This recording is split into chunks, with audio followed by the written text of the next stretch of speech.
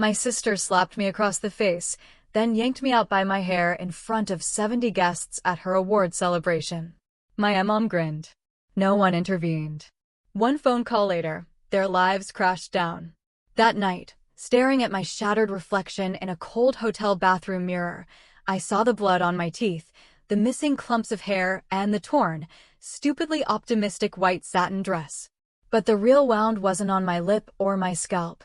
It was the chilling, absolute betrayal of knowing that just beyond those doors, 70 people were still toasting my sister, Fallon Blake, America's sweetheart entrepreneur. The woman who had just punched me in the face like it was part of her performance, while our mother smiled.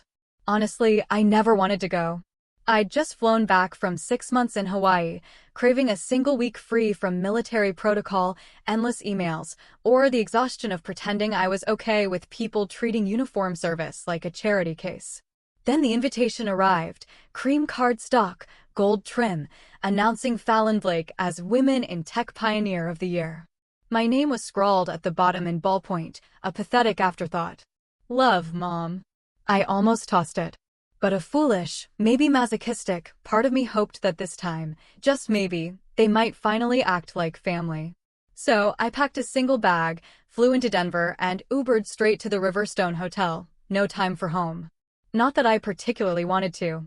The ballroom was pure Fallon, over the top, dripping in gold, with floral arrangements bigger than wedding arches and waiters whispering about hors d'oeuvres no one could pronounce. I slipped in quietly, hugging the wall, not expecting a red carpet, but at least a glance, hello. Mom was too busy on her political smile tour, beaming at investors. Dad, no surprise, wasn't there? He never is. And Fallon? She was holding court in the center of it all, acting like she'd personally invented the internet. I spotted her first, sleek black dress, perfect makeup, that signature laugh she uses when she knows every eye is on her. I waited for the applause to die down, then made my way to the gift table. I placed mine gently, a gift I'd actually poured thought into, a framed, restored photo of us as kids, before everything went sideways. Wow, Fallon's voice cut through the air behind me, sugary sweet, razor sharp. Didn't expect you to show. I turned slowly. Didn't expect to be invited. Her smile held, but her eyes, they were icy. Mom insisted, she said, picking up the photo frame, looking at it like a grocery receipt, then setting it down without a word. Good PR, you know. Family values. She leaned in, her voice dropping. Try not to make a scene, Savannah. We both know you have a history. I let out one short, humorless laugh. A history of what, Fallon? Breathing too loud at dinner? Not clapping hard enough when you won 8th grade, most likely to succeed. The crack in her perfect facade was barely visible, but it was there. She stepped closer, her voice a venomous hiss. You always had this pathetic, jealous little streak. You act like joining the military makes you better than us. My voice was low, raw. I didn't join to be better than you. I joined to get away from you. And just like that, she snapped. 1 second, poised and polished. The next, her hand shot out, cracking across my face with a force that sucked all the air from the room. Before the sting could even register, she grabbed my hair, yanking me, dragging me toward the double doors. My heels clicked like gunshots as I tripped, stumbled, caught myself, only to be yanked again. No one said a damn word. I heard gasps, a few uncomfortable titters. Maybe one person, maybe, muttered, Fallon, stop. But it was the kind of murmur people make just loud enough to tell themselves later they weren't completely complicit. As we passed the cake table, my mother stepped aside to let us through. She started it, Fallon muttered, like a petulant child. My mom didn't ask what happened. She just smiled and took a sip of her wine. Fallon flung me into the hallway, let go of my hair, and smoothed her dress like she hadn't just gone full WWE on her sister.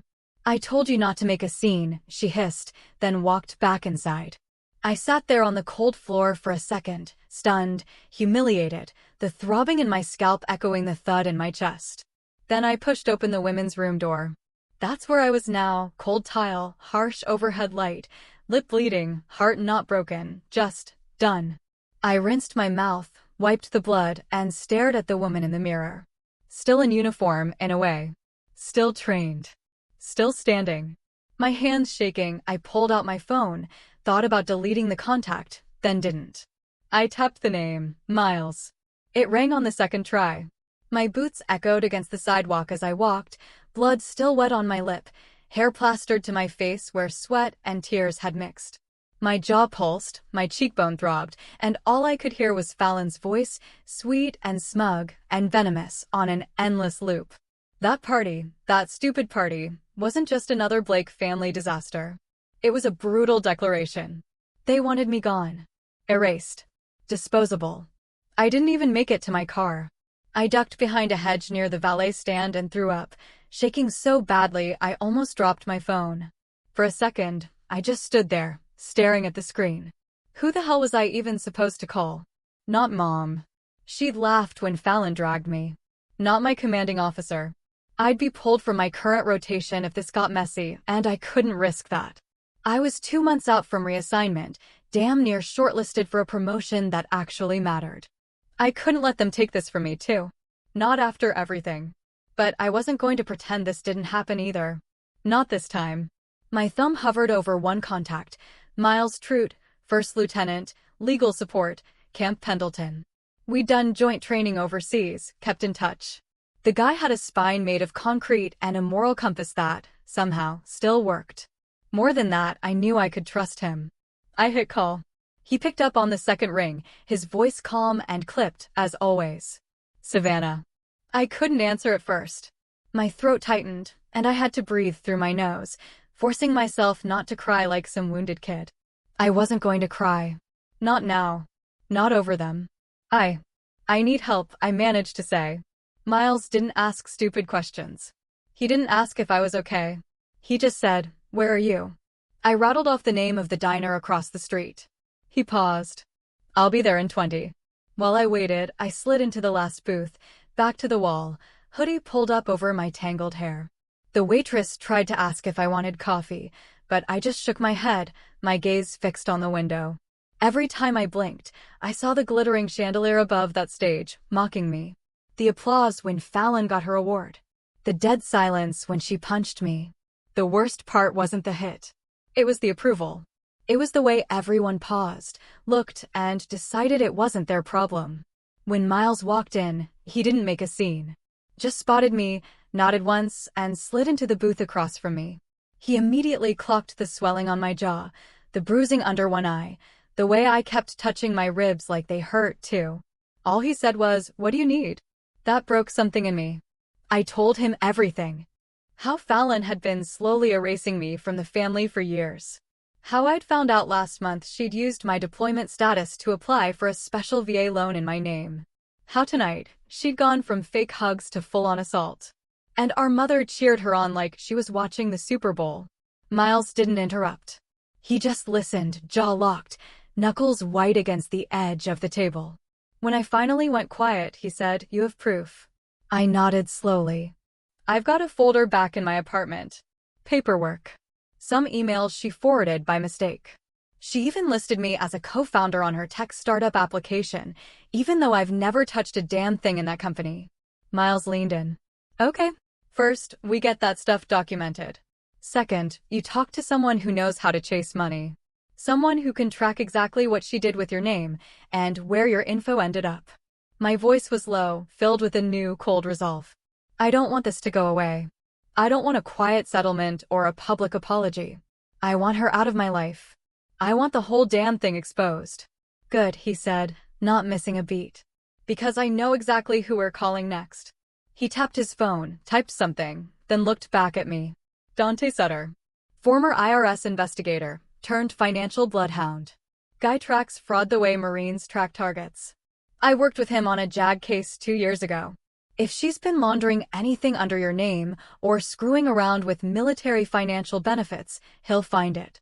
I pressed the ice pack he'd brought against my cheek, breathing deep through my nose. "You sure about this?" he asked quietly. "Are you?" I shot back. He gave me that half smile I remembered from training in Okinawa. "Oh, I'm more than sure. Fallon just started a war with a Marine, and I don't think she read the fine print." Outside, the night had gone still and cold. Miles walked me to his truck and opened the door without a word. I slid in slowly, wincing as the bruises stretched under my skin. This wasn't just going to be about what happened tonight. This was about everything they thought they got away with.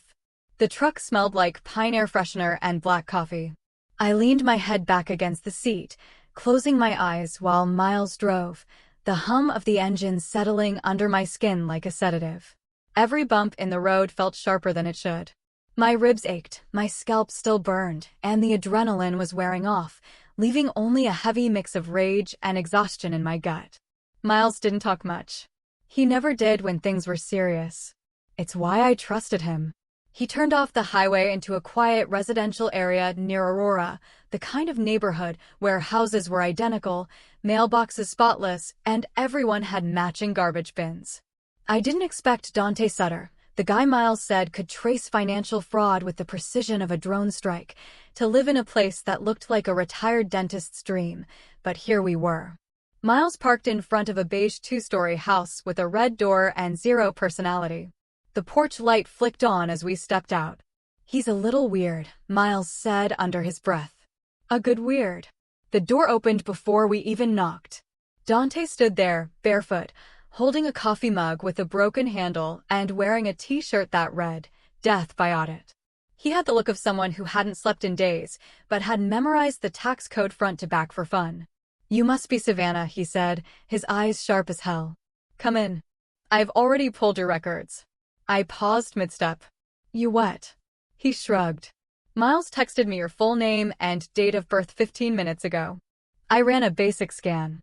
You've got 3 military credit accounts open in your name. 2, I'd expect. The third? That one's fishy as hell." I sat down at the kitchen table while he opened a laptop covered in duct tape and stickers that said things like, "I know your secrets," and "The IRS is my love language." He started clicking through spreadsheets and bank records like a surgeon prepping for surgery. "Tell me what you know," Dante said. I laid it out as clean as I could.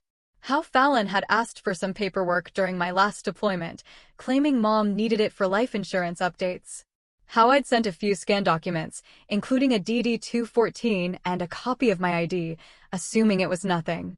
"And now you've got a ghost credit line," Dante finished for me.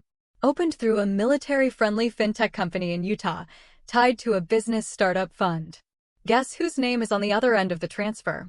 "Fallon," I said flatly. He spun the laptop to show me a document, my name and social security number tied to a $180,000 loan application filed 10 months ago. The recipient account? An LLC owned by Fallon Blake, doing business as Radiant Arc, her ridiculous tech company. "She forged your signature," he added. "Sloppy job, honestly. The digital ID is mismatched, and the timestamps don't align. Amateur hour." I stared at the screen, not surprised, not even angry anymore. Just cold. "She's not that dumb," I said. "She must have had help." "Oh, she did," Dante nodded. "This kind of fraud doesn't go through without an internal enabler." Someone at the funding institution looked the other way. Might have been bribed. Might have been blackmailed. Either way, they left footprints. Miles leaned against the fridge, arms crossed. "So, what's next?" "I keep digging," Dante said. "But you, Savannah, you need to secure your military records and file a flag with the VA and DoD. Once this is reported, she won't be able to use your credentials for anything else." I nodded slowly. "Can she go to jail for this?" Dante shrugged. "Depends. Wire fraud? Yes. Identity theft tied to federal military status? Definitely. The bigger question is, do you want this to be criminal or civil?" I didn't answer right away. I stared at the laptop screen, at my name hijacked and used to fund Fallon's fairy tale career. My whole life, she'd found ways to rewrite the narrative, but this time, she used the government to do it. "She thinks no one's going to believe me," I said. "She thinks if she spins it right, I'll look unstable, dramatic, angry, all the things the world expects a younger sister to be." "She's banking on silence," Dante said. "And your military discipline keeping you quiet." "She's betting wrong," I replied. Miles handed me a glass of water. "This isn't just a family drama anymore. This is federal. If you're serious about going forward, we document everything. You write your statement tonight. And Dante starts tracking every dime she touched in your name." I nodded again. The pain in my jaw was a dull throb, now manageable. Dante clicked something on his keyboard. Welcome to the part where the quiet sister fights back. I didn't smile. Not yet. But I was already thinking about how I'd wear my uniform the next time I saw Fallon's face. I spent the rest of the night at Miles's place, sitting on the floor in sweatpants and a hoodie, surrounded by open folders and sticky notes like I was back in basic training, prepping for a tactical op. Except this time, the target wasn't overseas. She was my sister. And the mission wasn't combat. It was exposure. Miles had cleared his dining table, transforming it into a makeshift evidence board. He was sorting printed emails while I tried to piece together every interaction I'd had with Fallon over the last 2 years. Dates, phone calls, times she asked for simple favors, and anything that felt off in hindsight. We weren't close, which mercifully made the list short, but even a short list, in this case, came with heavy weight. I held up a printed email from Fallon, subject, "Hey, quick thing." It was dated 11 months ago. I was stationed in Okinawa at the time. She'd asked if I could resend my leave and earnings statement because she needed to compare something for taxes.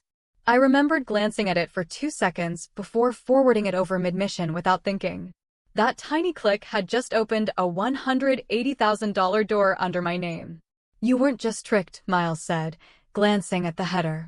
"You were operationally targeted. She timed this while you were out of country." "Oh, she waited until I couldn't ask questions," I muttered. "She counted on me being too distracted, too obedient to look twice." Dante FaceTimed in around 1:30 a.m. from his basement, surrounded by 2 monitors and 3 empty Red Bull cans. "You guys still awake?" he said, like he didn't already know. He shared his screen. A spreadsheet popped up, color-coded like a science fair project, only instead of datasets and conclusions, it was my name tied to money I never touched.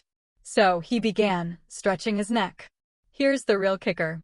She didn't just borrow your identity to get the loan. She used it as a security blanket for her investors.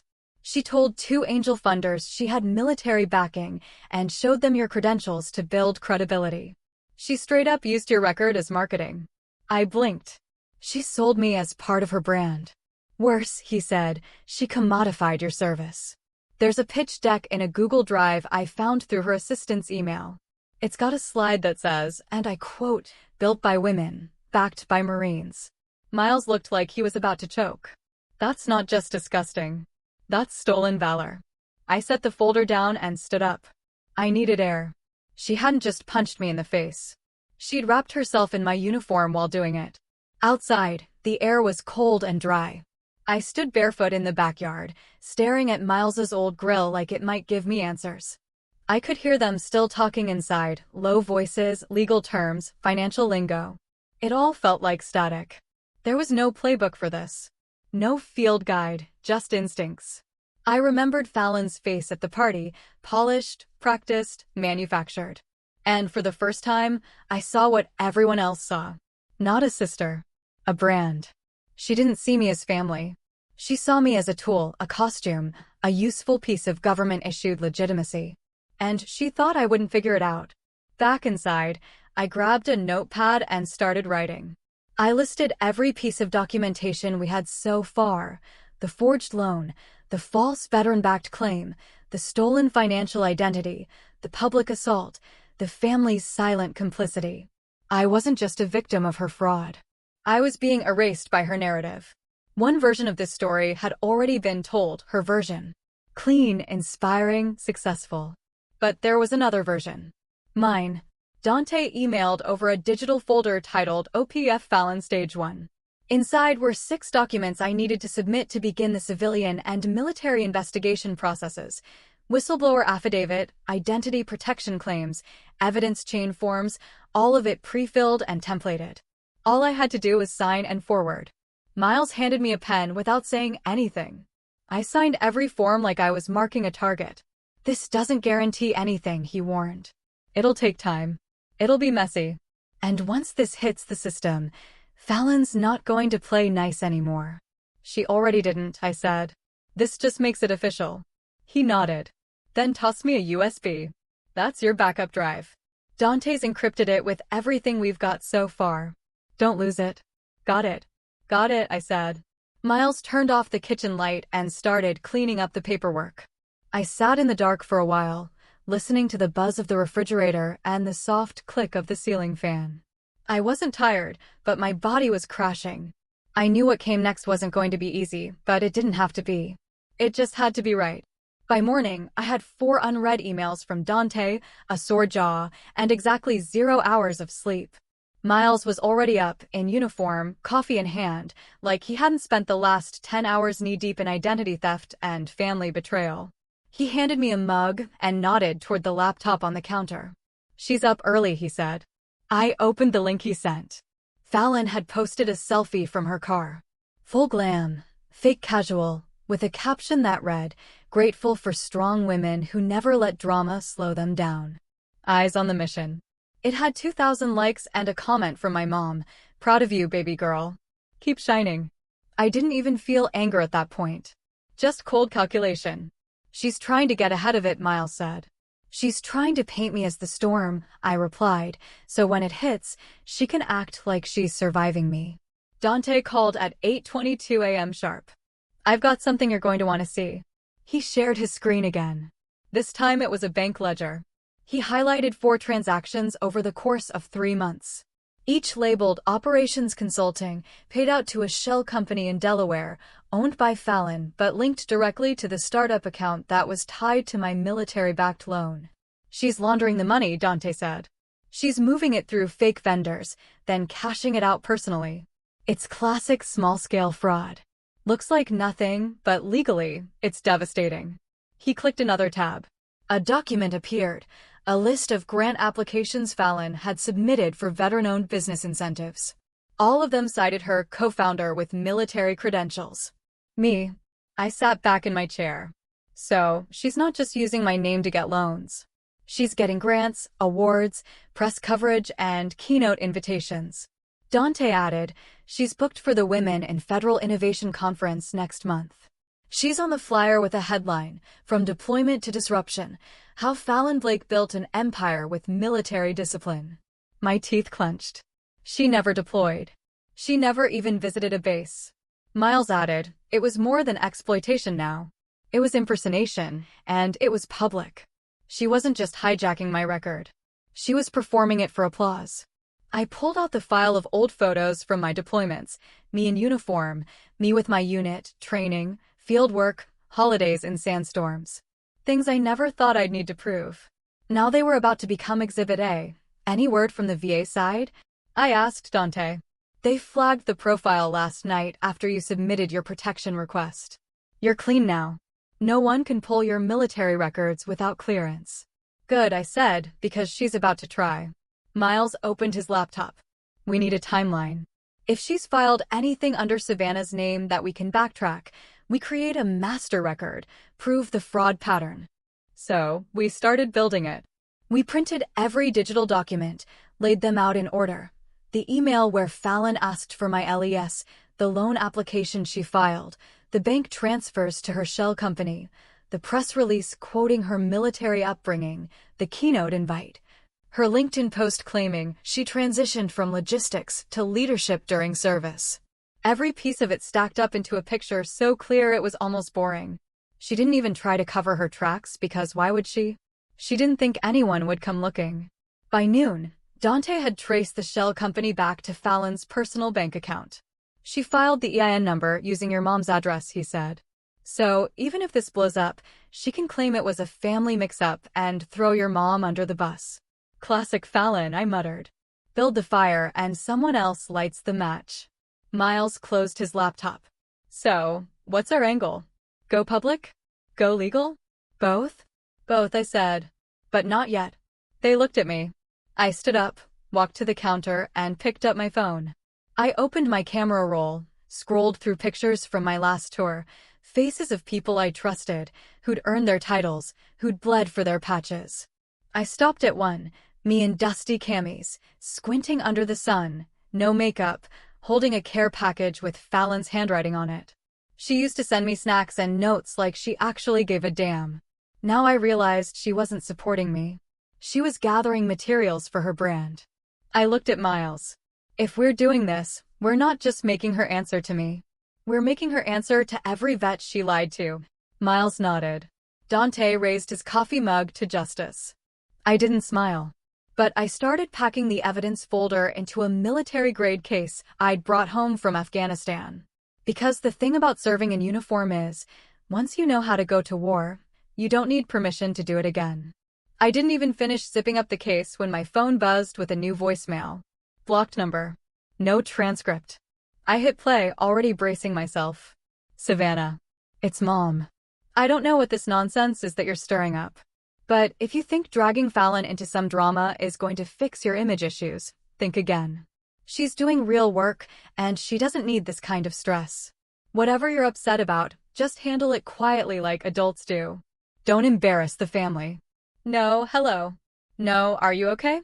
Not even a mention of Fallon dragging me out of a party by my hair. I deleted the message without responding. She's not stupid, I told Miles, who was across the kitchen reviewing the folder.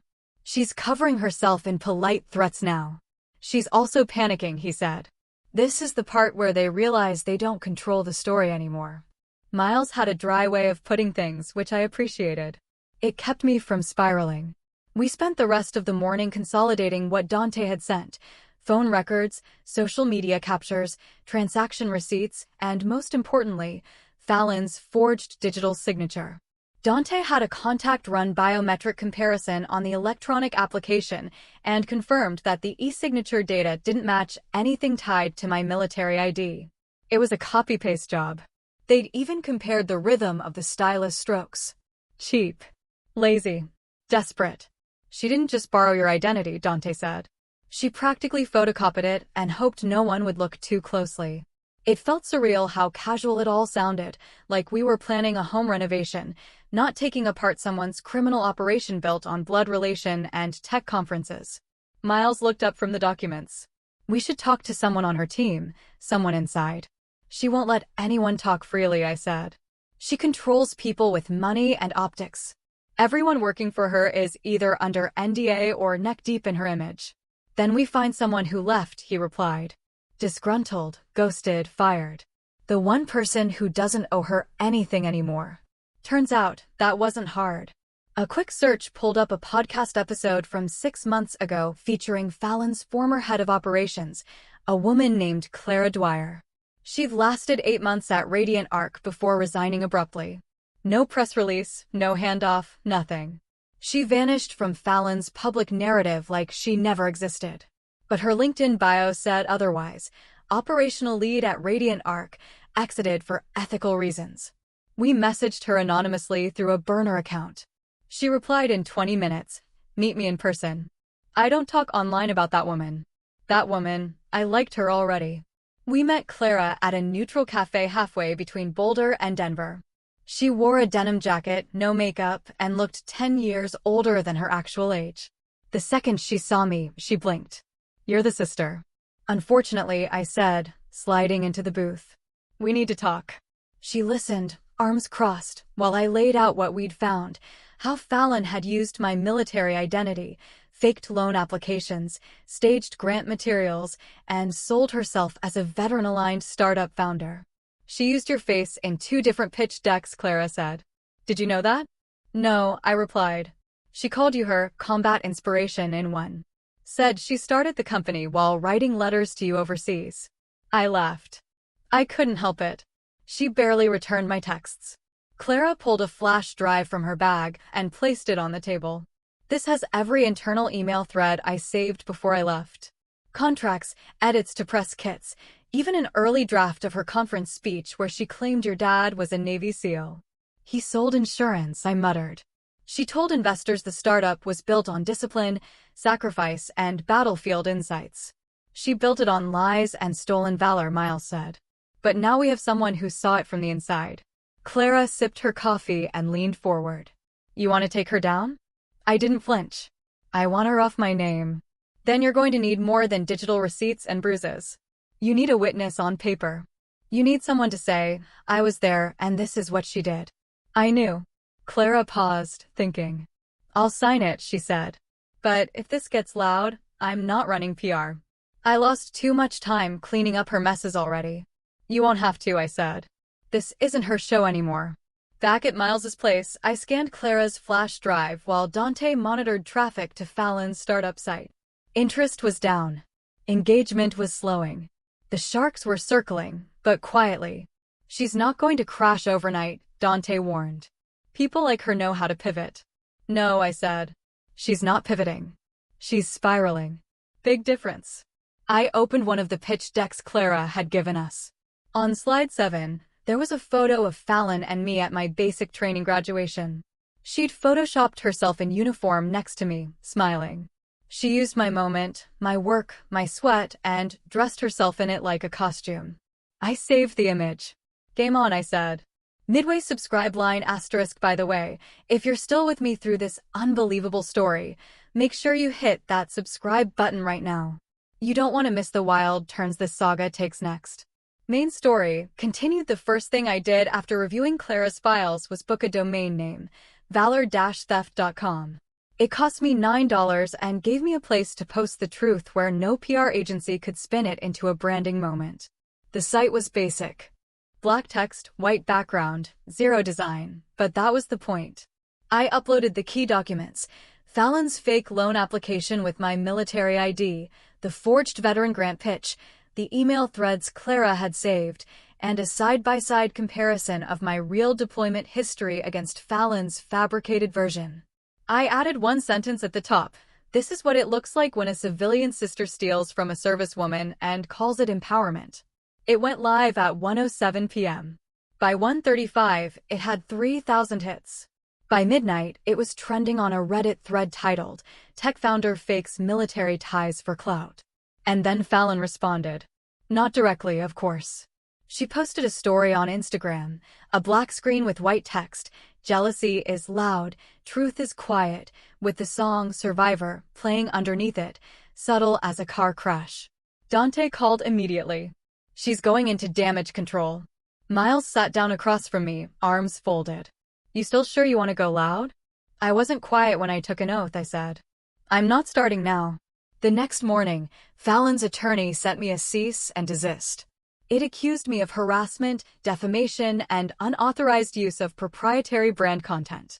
Miles read it twice, rolled his eyes, and emailed a 3-line response. Happy to comply once your client retracts all false military claims and returns every dollar fraudulently acquired.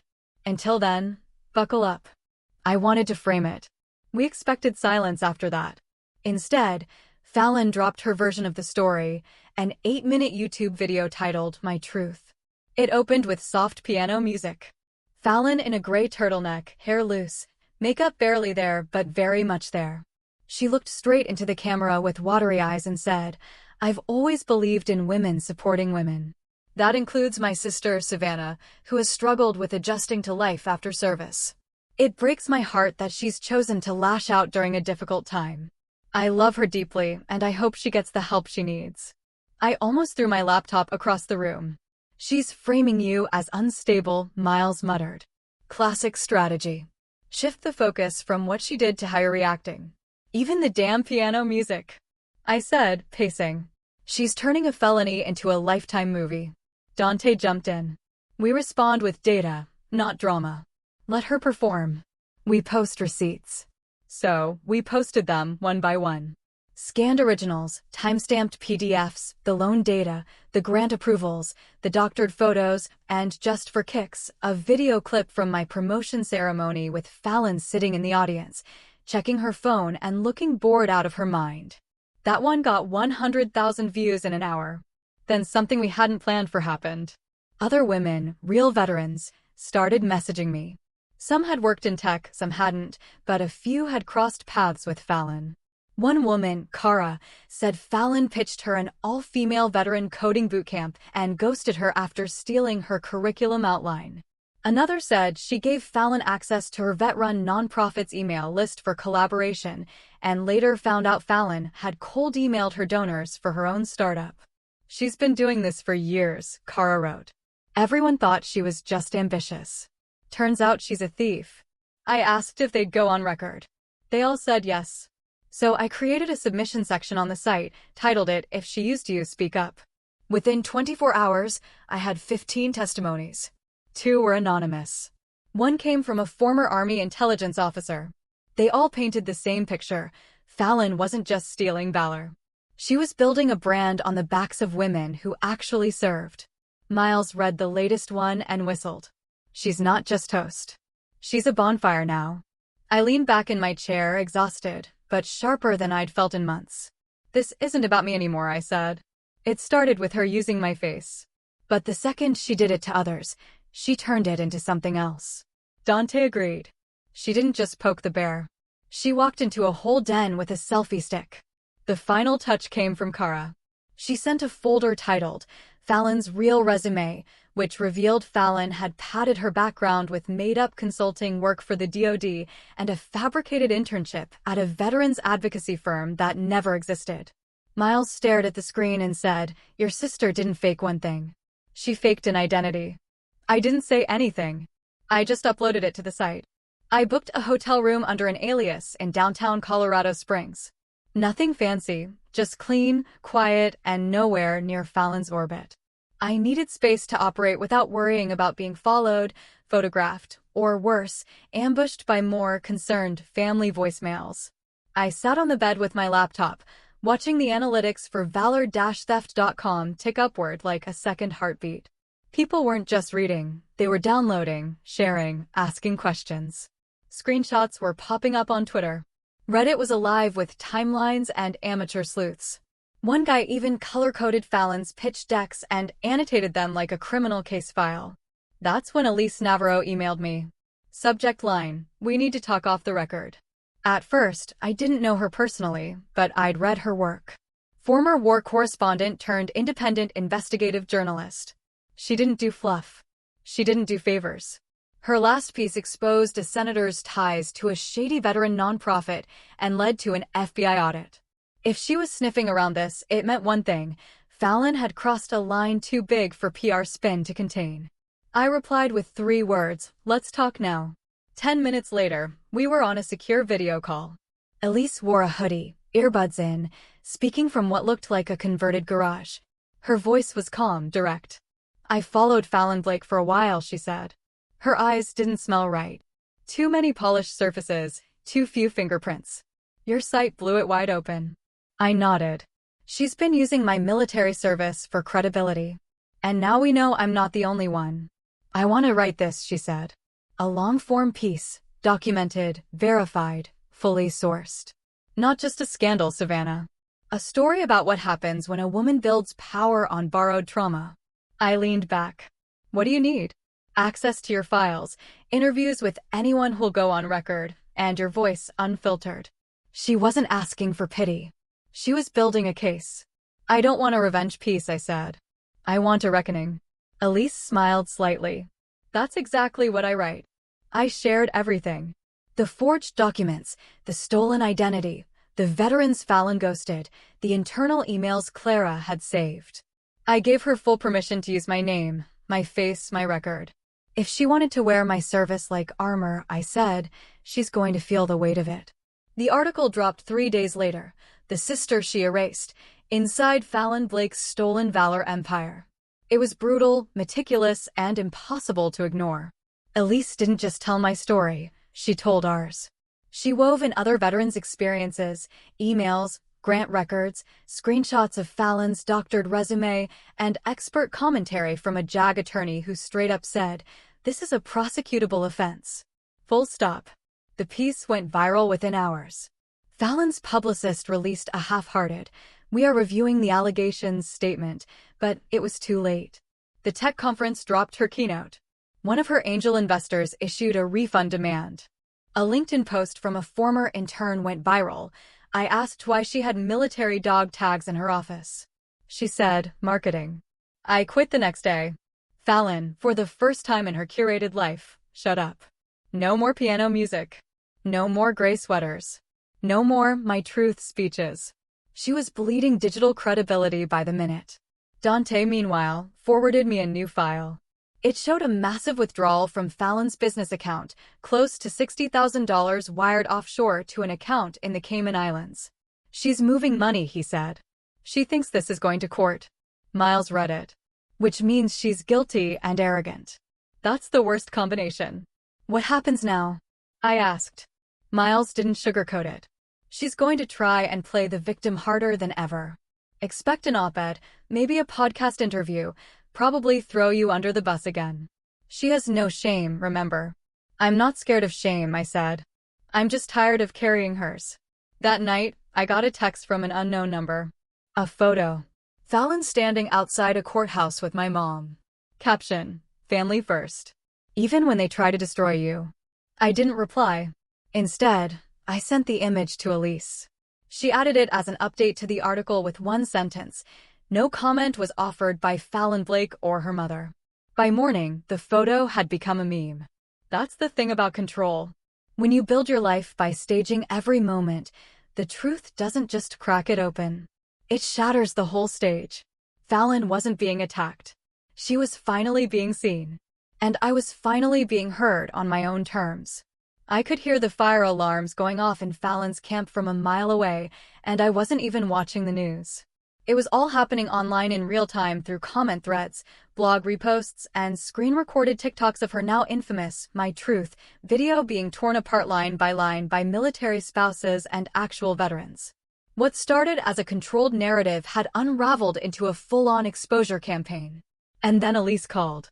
I just got a message from one of Fallon's early investors, she said, her voice sharper than usual. He wants to talk privately.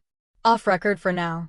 The investor's name was Gerald Miles, a low-profile but wealthy tech backer known for dropping money on startups that looked socially progressive and female-forward. Fallon had been a trophy founder for him, clean image, good teeth, storybook background. And now an unraveling mess. He wouldn't meet in public, so I flew out to a neutral space in Santa Fe with Elise. We sat in a corner booth of a half-empty tapas bar while Gerald, tan turtleneck, teeth too white, sipped mineral water, and scanned the room like he was expecting spies. I don't want my name in your article, he said immediately. I just want you to understand that we were sold a story. No one forced you to believe it, Elise replied flatly. He winced. Look, she brought paperwork, photos, a whole slideshow about her sister, how you inspired the company's culture, how your discipline as a Marine shaped her approach to leadership. I stared at him. Did you ever talk to me? Of course not, he said, as if that was irrelevant. We don't vet families. We fund founders. And when did you start suspecting something was off? Elise asked. Gerald hesitated. After the second round of investment, she got sloppy. She claimed to have spoken at a DoD Innovation Summit.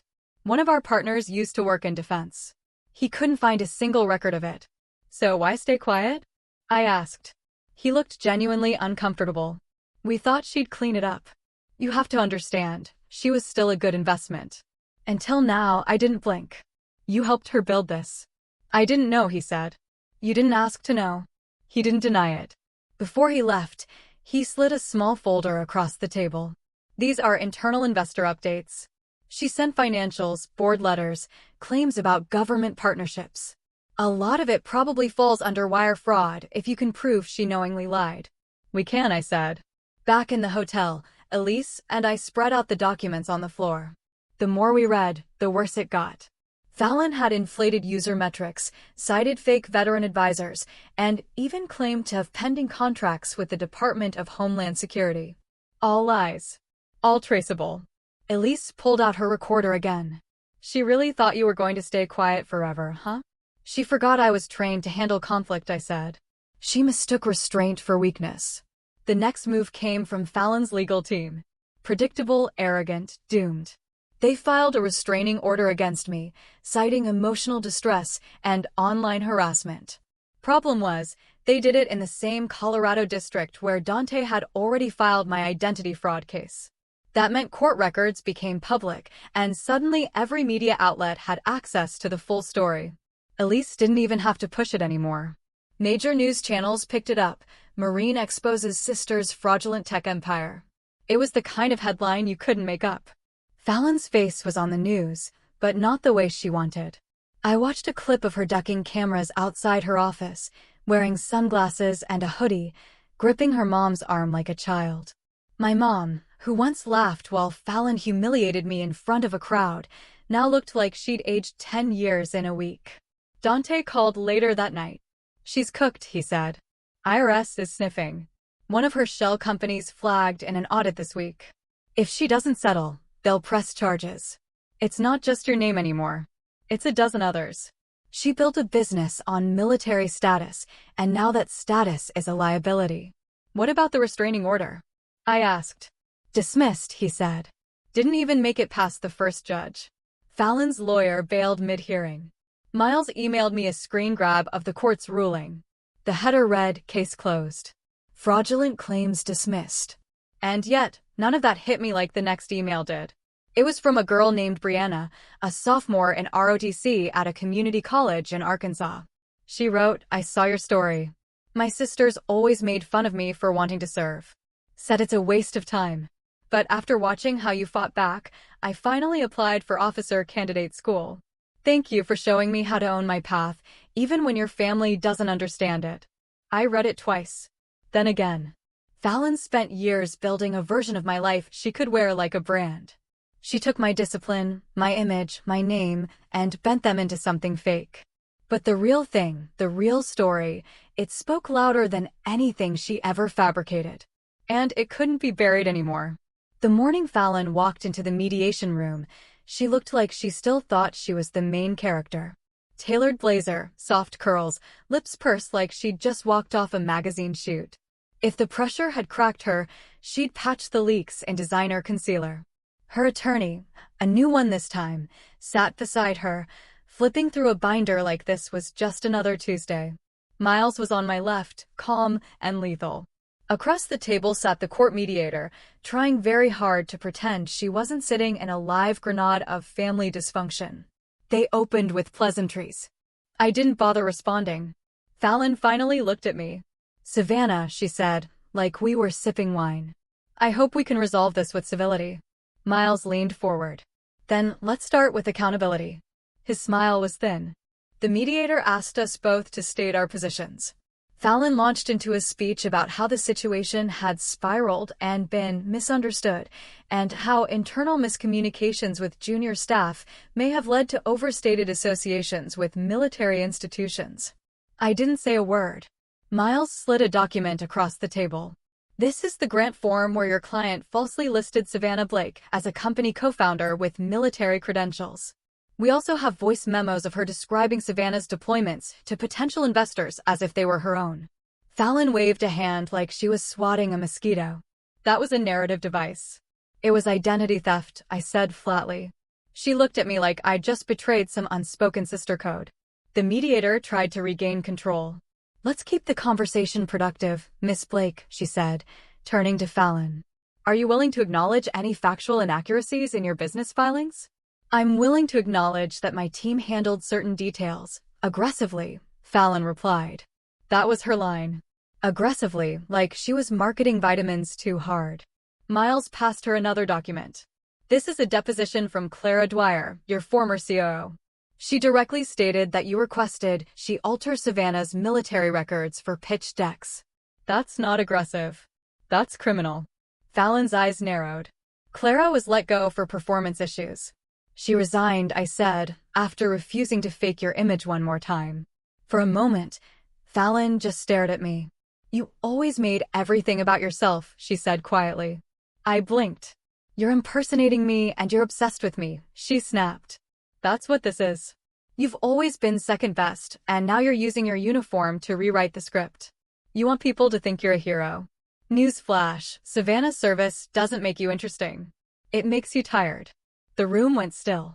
Miles pressed a small button under the table. It was a recorder, legally approved for use since the mediation was part of the legal proceedings. Fallon had just admitted on the record that she saw my military service as nothing more than a marketing inconvenience. The mediator looked like she wanted to sink into the floor. Fallon, realizing what she'd said, tried to backpedal. "I didn't mean you said exactly what you meant," I said. Miles folded his hands. "This recording, combined with the grant documents and Clara's testimony, gives us more than enough to proceed with formal charges. But if your client wants to settle, this is her last chance." Fallon's lawyer looked ready to bolt. She hissed at him under her breath, then glared at me. "You really think ruining me fixes you?" "No," I said. "But it stops you from doing this to anyone else." That's what she never understood. This wasn't about ego. It was about truth. I'd watched her fabricate a version of me the world applauded, strong but non-threatening, veteran but Instagram-friendly, obedient and useful. The minute I told my actual story, flawed, blunt, unapologetic, she panicked because it exposed her carefully curated fiction for what it was, a costume built from my scars. We left the mediation with a signed agreement to proceed to civil trial unless settlement terms were reached within 5 business days. Miles said it was the legal version of a slow countdown. Fallon's brand was imploding by the hour, and the clock was now public. Outside the courthouse, a small group of local reporters waited. One asked if I wanted to make a statement. I didn't say much, just one sentence. I don't speak for all service women, but I won't let someone fake our story ever again. It aired that night. It wasn't flashy, but it hit hard. Real always does. Fallon didn't respond publicly, but her lawyer sent over a settlement draft 2 days later. It wasn't enough. I ignored Fallon's settlement offer. It was insulting, just under $1.2 million, a non-disclosure agreement, and a vague admission of misuse of branding. They wanted to sweep it all under the rug and call it a misunderstanding, but I wasn't cleaning up after her anymore. Instead, I called Miles and said 2 words, "We go." So we filed. The civil suit dropped online the next day, and thanks to Elise's ongoing coverage, it spread fast. I didn't even need to do a press tour. People were already quoting excerpts from the court filing like it was a Netflix doc script. Fallon's attorney tried one last push, claiming I was maliciously exaggerating the scope of the damage. But screenshots don't lie. Neither do bank statements. And then it happened. Late that night, one of Fallon's old investors released a statement publicly distancing his firm from any individual who falsified military associations to obtain financial gain. His name wasn't even in our suit. He just didn't want to be caught in the fallout. From there, the dominoes fell fast. The Women in Federal Innovation Conference officially removed Fallon's name from their website. Her own company, Radiant Arc, locked their LinkedIn page. The co-founder she'd brought on for optics? He scrubbed her name from his resume. She wasn't just being canceled. She was being erased, piece by piece, like someone cleaning graffiti off a memorial wall. The same day, Fallon's glossy headshot disappeared from the advisory board of a military support nonprofit she donated to for years. Their new homepage banner read, "We honor authentic service, always." And yet, even after all that, the part that hit me hardest came in the form of an email from my mom. Subject line, "Can we please move on?" No greeting, no name, just this, "Savannah. I know things have gotten out of hand, but I'm asking you, please, don't destroy your sister. We're family. Mistakes were made, yes, but she was just trying to build something. She didn't mean to hurt you, and airing everything like this, it's embarrassing. Please think about the bigger picture." Mom. I stared at the screen like it might catch fire. Not a single mention of what Fallon did. No apology, no ownership, just another desperate plea to keep everything pretty from the outside. I didn't reply. Instead, I opened a new browser tab and typed in Elise's article again. Read every paragraph, scrolled through the comments. That's where I saw it. Someone had posted a clip Fallon had filmed years ago, back when she first started speaking on panels. It was a Q&A session. A woman in the audience had asked, "Where did your leadership style come from?" Fallon smiled wide and said, "My sister. She served in the military, and watching her transform into this strong, decisive woman made me believe I could lead, too. She's a warrior. I just borrowed her backbone." I played it again. I just borrowed her backbone. That wasn't admiration. That was theft wrapped in a compliment. I remembered being 22, fresh out of boot camp, FaceTiming Fallon while sitting on a cot with sand in my boots and sunburn on my neck. I told her how tired I was, how hard it was to be taken seriously. She told me, "Just keep your mouth shut and do what they expect. That's what people respect." And now here she was, spouting words like inspiration and empowerment, as if she hadn't once laughed when I cried during my first deployment. Borrowed my backbone. She hollowed out my story and wore it as a costume until it no longer fit. And now that I was telling it myself, the world was realizing just how artificial her version had always been. I forwarded my mom's email to Miles and typed one line beneath it. No response, but I'm keeping this for trial. He replied with a thumbs up and a sentence. Smart. Juries love a good guilt trip from a complicit parent. That weekend, Dante sent me a spreadsheet. It showed the public revenue loss of Fallon's company over the last 30 days. 92% of contracts canceled. Website traffic down 85%. Social engagement flatlined. This is what empire collapse looks like, he wrote. No explosions, just a quiet, permanent disappearance. I closed my laptop. Then I reached for my phone and called Kara, the ROTC girl who'd messaged me weeks earlier. We talked for almost an hour. She asked me what it was like standing up to family. I told her the truth. It's lonely, I said. But being used is lonelier. I stood outside the courthouse with Miles and Dante, watching Fallon's legal team scramble in slow motion. They carried 3 briefcases and the kind of fake confidence you only see in people who know they're about to lose, but still have to put on a show. Fallon wasn't with them. She wasn't required to appear today, but I was, and I wanted to be here. The civil trial wasn't publicized the way her crash had been online. But the courtroom was packed anyway. Veterans, students, 2 tech journalists I recognized, and even Clara sitting quietly in the back row with a pen and a notebook. Elise sat beside her. She wasn't covering this for a new article. She was here as a witness to the impact. The judge was a middle-aged woman with a military pin on her robe. The irony wasn't lost on me. She didn't smile, didn't nod, just read out the docket like she was reading a grocery list, then said flatly, "Let's get to it." Our side began with Miles presenting the forged documents, screenshots, financial discrepancies, and Fallon's direct statements from mediation. The judge listened with the kind of face you'd expect from someone who'd seen 3 decades of excuses. She asked pointed questions. She took notes. When Clara took the stand, she didn't cry. She didn't posture. She laid out everything Fallon had asked of her. Every moment she'd been ordered to manipulate my service record. Every time Fallon used my military rank to pitch a story of sacrifice for investors. Every internal memo that made her stomach turn. She wasn't inspired by her sister, Clara said. She was profiting off her. Period. Fallon's lawyer tried to poke holes. Suggested Clara was a disgruntled ex-employee. Clara didn't flinch. I left because I have a conscience, she said. She stayed because she doesn't. Next came Kara, the ROTC student. Her statement wasn't legally necessary, but we'd petitioned to include it as a character reference. She told the court how Fallon's story made her feel like a fraud for not being public-facing enough. How it fed the idea that women in uniform had to be polished, photogenic, and startup-adjacent to be taken seriously. Savannah reminded me that the uniform speaks for itself, Kara said, and no one gets to put it on metaphorically while someone else earns it the hard way. Fallon's attorney objected. The judge overruled. Then came me. I didn't read from a script. I stood up, took a breath, and told the truth. I told them about the night at the award party. The punch. The hair. The silence that followed.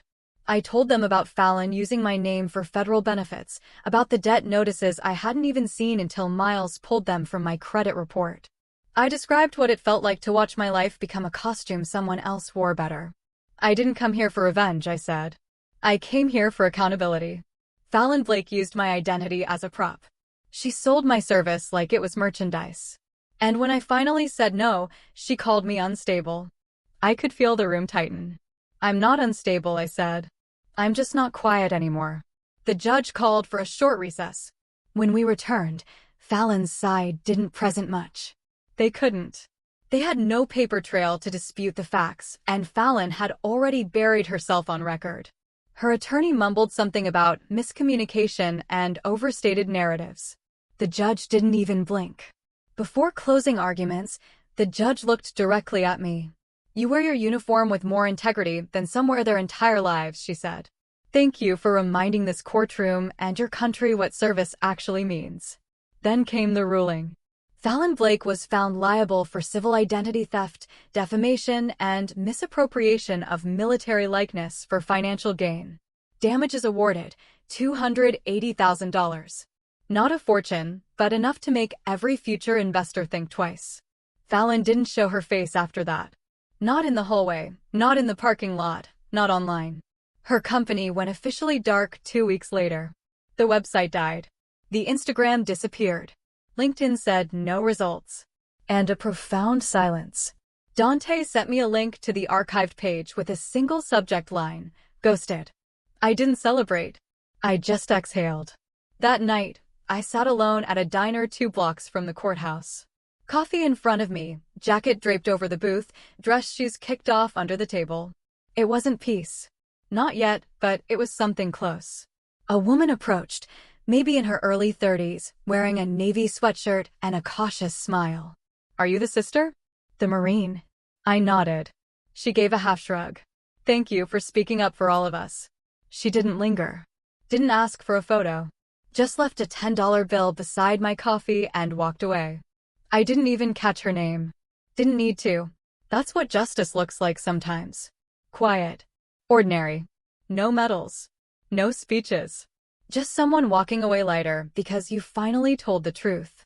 The first thing I did when I got back to base was change out of civilian clothes and walk the perimeter of the armory at dawn.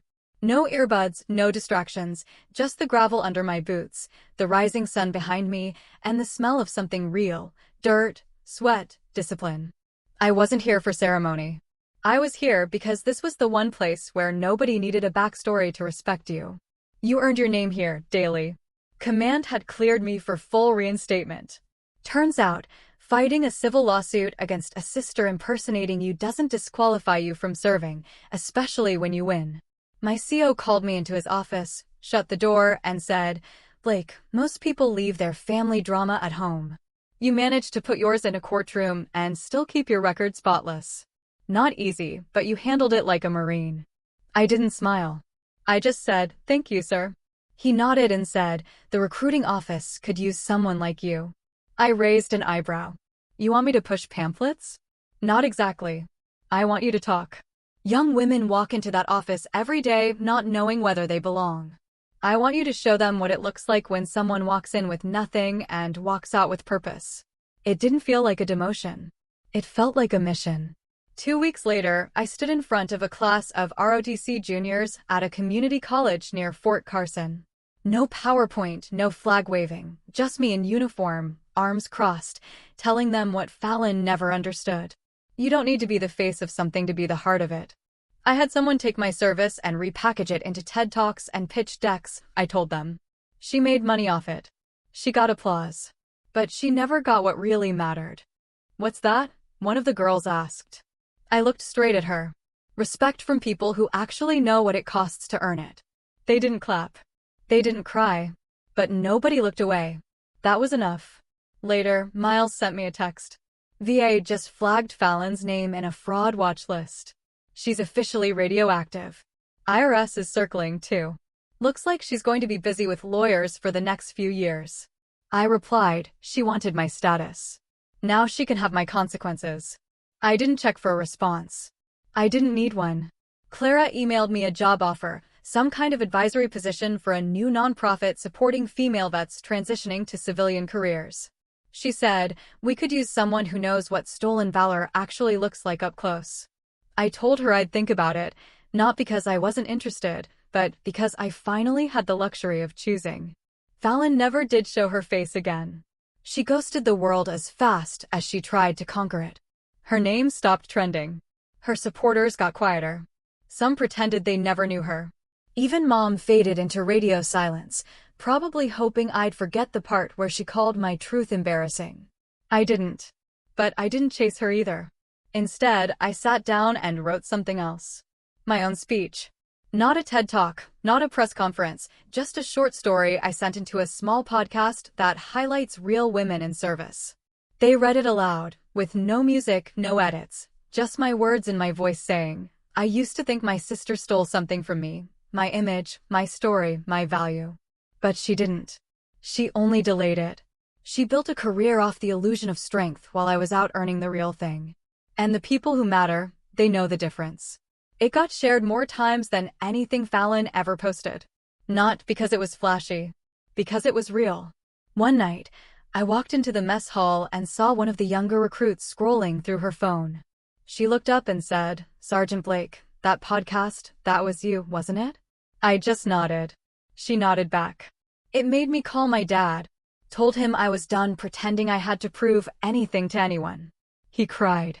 I didn't know what to say to that, so I just patted her shoulder and moved on. That's what healing looks like sometimes. Not closure, just clarity. Fallon had built an empire of mirrors. One crack, and it all fell. I walked away with scars, but also with roots. I wasn't just reclaiming my story. I was rewriting what it meant. And this time, it was mine from start to finish.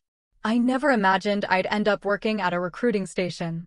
When I first walked into one as a teenager, I was angry, broke, and looking for a way to get out of town.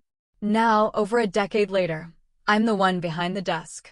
And kids walk in with the same look in their eyes that I used to have, part fear, part hope, and not a clue who they'll be once the uniform is on. But this time, I meet them with more than pamphlets. I meet them with honesty. Not the kind Fallon faked clean, packaged, Instagrammable resilience. I tell them the truth. That service is messy, hard, and often thankless. That it'll break you down before it builds you up. And that if you're lucky, you come out of it with something that no amount of likes or TED Talks can give you, character that doesn't need an audience. One morning, I gave a talk at a local high school. Nothing fancy, just a gym full of restless juniors. I told them about what it meant to earn your place in a world that keeps asking you to prove it twice, especially if you're a woman. Especially if you're quiet. Especially if your family's idea of support looks a lot more like sabotage. I didn't mention Fallon by name. I didn't have to. Afterward, a girl came up to me, maybe 17, and said, "My sister always tells me I'm not built for stuff like this. But after hearing you, I kind of want to prove her wrong." I smiled and told her, "Good. But don't do it for her. Do it for you."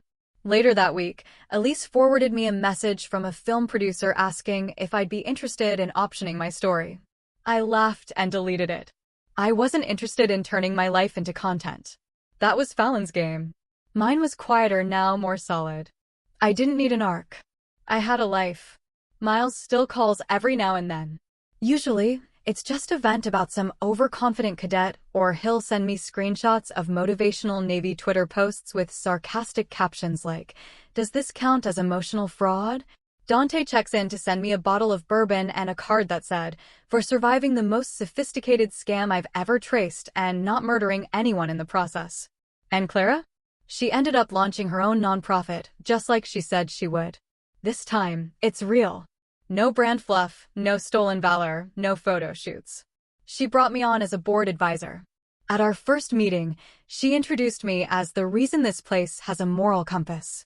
I didn't say anything. I just nodded and thought, good. Let's keep it that way. One night, I sat on my porch and pulled out the old family photo album. Not the digital kind.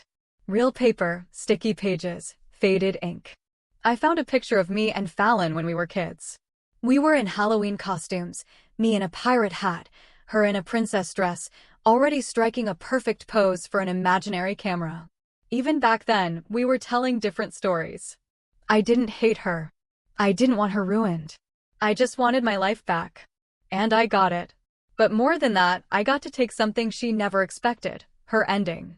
She thought she'd write both our narratives, that I'd be the cautionary tale in her origin story, the poor, plain sister who got lost in combat while she rose in boardrooms.